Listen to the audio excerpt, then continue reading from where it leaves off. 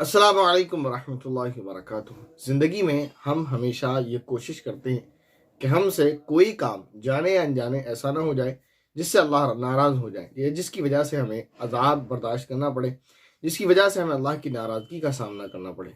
लेकिन जब हमें इल्म होता है तो उससे बचने के चांसेस ज़्यादा होते हैं। किसी भी बात से जिसका हमें इल्म हो, ये पता हो कि ये बुरा काम है, तो उससे बचने के चांसेस ज़्यादा होते हैं। लेकिन अगर हमें पता ना हो कि ये काम बुरा है तो उससे बचने के चांसेस कम होते हैं। जैसे मिसाल के तौर पर कोई छोटा बच्चा है, उसको ना पता हो कि जो इलेक्ट्रिक बोर्ड है उसमें अगर हम उँगली लगाएँगे तो करंट लग जाएगा, तो उसको आमतौर पर बच्चे इस तरह के हादसे का शिकार हो जाते हैं। और बड़ों को क्योंकि पता होता है तो वो इस तरह की हरकत नहीं करते हैं।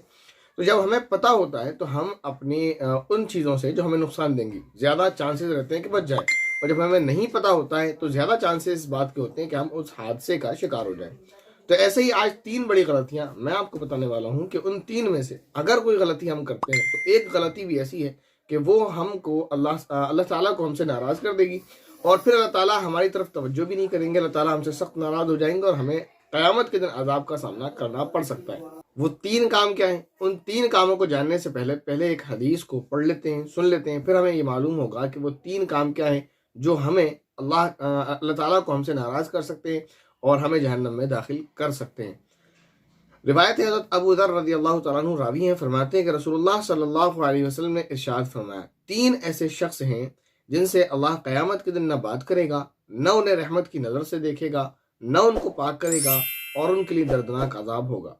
हज़रत अबू ज़र रज़ी अल्लाह तआला अन्हु फरमाते हैं, मैंने पूछा वो कौन लोग हैं अल्लाह के रसूल जो नामुराद हुए और घाटे और खसारे में रहे? फिर आप सल्लल्लाहु अलैहि वसल्लम ने यही बात 3 मरतबा दोहराई।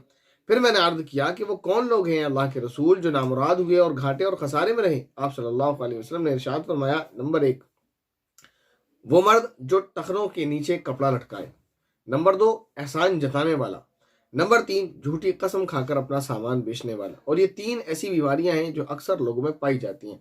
आमतौर पर हमारे भाई जो पैंट इस्तेमाल करते हैं, इसी तरह जो कपड़े पहनते हैं जिसमें शलवार और कुर्ता होता है, उसका ख्याल नहीं करते। वो आमतौर पर ही देखा गया उससे उनके टखने ढके हुए होते हैं, और ये गुनाह की बात है।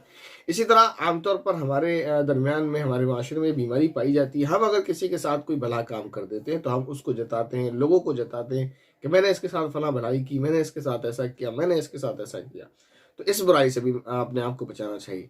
तीसरी बुराई हमारे ताजिर भाइयों में पाई जाती है कि वो दुकान पर बैठकर जो है सामान फरोख्त करने के लिए ऐसी ऐसी जो है झूठी कस्में खाते हैं, और यानी उसको ये बताने के लिए कि मैं तुमसे कोई भी प्रॉफिट नहीं ले रहा हूँ, झूठी कसम खाकर उसको बेचते हैं, या कि मैं आपसे बस 1-2 रुपए का प्रॉफिट ले रहा हूँ, इस तरह की बातें करते हैं।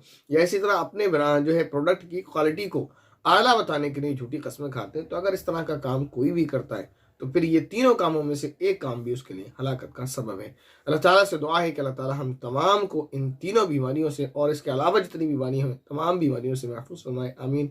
अस्सलामु अलैकुम वरहमतुल्लाहि वबरकातुहू।